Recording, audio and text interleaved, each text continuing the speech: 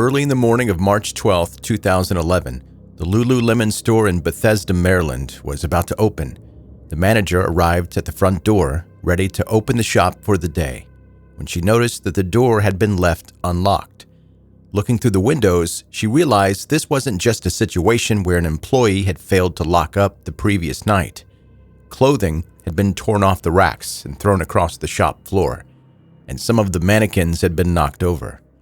Now believing that there had been a break-in, the manager approached a nearby man and asked him to look inside.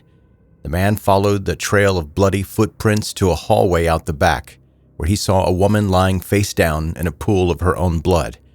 It was Jana Murray, one of the store's employees. It was clear that she had been the victim of some kind of violent attack and had died several hours before. Another employee, Brittany Norwood, was located in the bathroom, lying on the floor. Her face was covered in blood, and somebody had tied her wrists and ankles with zip ties. When the police arrived on the scene, they were able to speak with Brittany and find out more details about what happened. She told them that she and Jana had been rostered on a closing shift the previous night. The two women had closed up like they usually would, but after they left, Brittany realized that she had left her wallet inside the store. She called Jana, who had the keys, and asked to be let back inside. The store's alarm system records confirmed the timeline, showing that the door had been unlocked again just after 10 p.m. Shortly after the door was unlocked, Brittany told the police that two unidentified men wearing ski masks had followed her and Jana back inside the store. The men quickly overpowered the two women, violently attacking and then sexually assaulting both of them. For investigators, there were some things about Brittany's story that just didn't make sense. Jana's injuries were consistent with the kind of vicious attack that Brittany had described. She had received more than 330 wounds on her body, which had come from a minimum of 5 weapons. Police couldn't think of any reason why a pair of violent attackers would carry out such a brutal attack on one employee, while leaving the other one with only a few cuts and bruises. Despite Brittany's insistence that she and Jana had been raped by the men, there was no forensic evidence suggesting that either of them had been sexually assaulted. The only sign that rape had taken place was a hole that had been deliberately cut into Jana's pants, as if somebody had been trying to make the police believe that the crime had been sexually motivated. Even though there were a significant number of bloody footprints inside the store, none of them led to any of the store's exits. In fact, there was no sign that the attackers had left the store at all. Even more strangely, while one of the bloody footprints had come from a pair of men's sneakers, which had been taken off and abandoned inside the store, the other set of footprints weren't made with men's shoes. In fact, the other footprints belonged to one of the victims, Brittany Norwood. Investigators searched for anybody who had been close to the Lululemon store that night, hoping that a witness would be able to confirm whether the two masked assailants had even existed. They spoke to 2 employees at the neighboring Apple store who had heard a loud argument coming from inside the Lululemon store at around the same time the supposed attack had taken place. However, both the employee and the manager insisted that they had not heard any male voices. In fact, the altercation had sounded like it was between 2 women. One of the women had been saying, quote, "Talk to me, don't do this, talk to me, what's going on?" Then there had been the sounds of screaming and loud banging noises, which sounded as if someone was being hit. After that, a quieter voice said, "God help me. Please help me."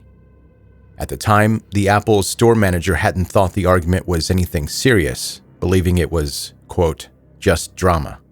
In the early hours of the investigation, the police had been treating Brittany as if she were one of the victims of the attack. But the more information they discovered, the more they began to believe that she was not a victim at all. When Brittany had been found, she had been lying on the bathroom floor, supposedly drifting in and out of consciousness since the attack. She didn't have any serious head injuries that could have led to her losing consciousness. In fact, the one wound that was found on her forehead suggested her story was a lie. A forensic expert analyzed the pattern of the blood from the forehead cut, confirming that it had dripped downwards in a straight line, showing that Brittany had actually spent most of the night standing or sitting up instead of lying on the floor. The police located Jana's car, which was parked 3 blocks away outside of a farmer's market. They found a significant amount of blood inside the car, which belonged to 2 people, Jana and Brittany. Because Jana's injuries were so severe, it was impossible for her to have driven the car after the attack. The only person who could have left the blood inside the car was Brittany. When she was confronted with this evidence, Brittany eventually told the police that she had been forced to move Jana's car by the 2 attackers, who had told her that if she didn't return to the store within 10 minutes, she would be killed. This was just another detail which didn't make any sense to the investigators. Why would the attackers insist on Jana's car being moved? And if they wanted it to be moved, why didn't one of them leave the store and drive it? Brittany didn't have any answers, and she also didn't have a credible explanation for returning to the store after she had been sent to move the car. She told the police that she was too scared to make a run for it because she knew that the 2 men knew where she lived. She believed that if she had just driven Jana's car to safety, the men would have hunted her down and killed her.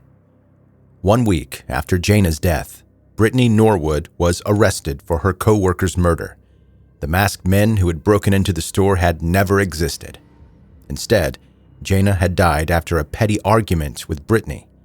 Before leaving the store that evening, Brittany and Jana had followed the usual security procedures at the store, including both women checking the other one's bag for any Lululemon merchandise. While searching Brittany's bag, Jana found a pair of Lululemon pants which had not been paid for. Believing that her coworker was trying to steal the pants, Jana placed a phone call to the manager, who said that she'd deal with the potential theft the following day. Then Jana received a phone call from Brittany, asking her to unlock the store so that she could go back in and get her wallet. Jana agreed, and when she arrived at the store, Brittany attacked her, using a hammer, a knife, a metal bar, box cutters, and a wrench to inflict hundreds of injuries. She hit Jana in the head so hard that her spine was broken and her skull was shattered. Once Jana was dead, Brittany then decided to stage the crime scene, hoping that the police would believe Jana had been killed in a robbery. She put on a men's size 14 sneakers to leave blood trails around the store, threw clothing and cleaning supplies around the store, and knocked over the mannequins to make it appear as if the store had been ransacked. Finally, Brittany tried to make herself look like a victim, but she couldn't quite bring herself to injure herself as extensively as she'd injured Jana. Instead, she used a knife to cut her own forehead and then used zip ties to bind her wrists and ankles. On the 27th of January 2012, Brittany was found guilty of her co-worker's murder and sentenced to life in prison. It only took the jury 21 minutes to make their decision.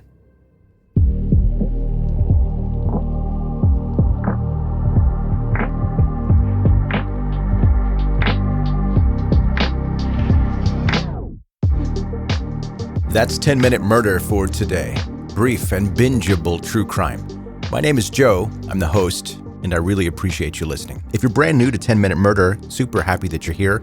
Make yourself comfortable, and more importantly, hit subscribe wherever you are listening right now. That's going to more easily help you catch up on all of the back episodes. Connect with me on social media, and you can see the pictures of what we talk about here on the podcast. It's not gross and graphic stuff, but it's interesting to see the places and the people's faces that are involved in what you hear about here on the podcast. So go to anywhere you want to follow this podcast, type in 10-Minute Murder, and it'll pop up. Or you can use the links that are in the show notes of this episode. And hey, if you ever want to do something that helps 10-Minute Murder grow, you can simply tell your friends, your family, anyone that you think could be into brief true crime stories like this about 10-Minute Murder. For all things related to the podcast, go to 10minutemurder.com. All right. Email question for today. Hello, Mr. Joe. I kind of like being called Mr. Joe. That makes me feel important. This is Sydney in LA. I have a question I'm curious about. What court case do you think gets attention but for the wrong reasons? Hi, Sydney. Thanks for the email. This is a tough one, and I had to think about this a little bit. And since you didn't specify a murder case, this is my answer. Okay, so we all know the story about the lady that sued McDonald's because her coffee was too hot. If someone mentions about how people just sue anyone for anything, This case usually gets mentioned in some derogatory way. Let me tell you, her lawsuit is so legitimate. I've done research on this that no one asked me to do. The coffee was being served at like 190 degrees. The spill caused third-degree burns, and it was so hot that it fused parts of her female area together. She required skin grafting. She was in the hospital for 8 days for spilled coffee. She initially asked for $20,000 to cover medical expenses. McDonald's said, no, we're not going to do that. So they went to court, and the jury awarded her $160,000 in compensatory damages to cover medicals, lost wages, then another $2.7 million in punitive damages. Now, that was later reduced, and then they even ended up settling for an undisclosed figure. But my point is, so many people have absolutely trashed this lady over the years about suing for stupid things. That's not the case in this situation. Many more people would have absolutely been hurt for years to come if they hadn't been forced to change the temperature that they serve their coffee. And that's it. Thanks for listening to another 10-Minute Murder podcast episode. I will see you on the next one. Goodbye.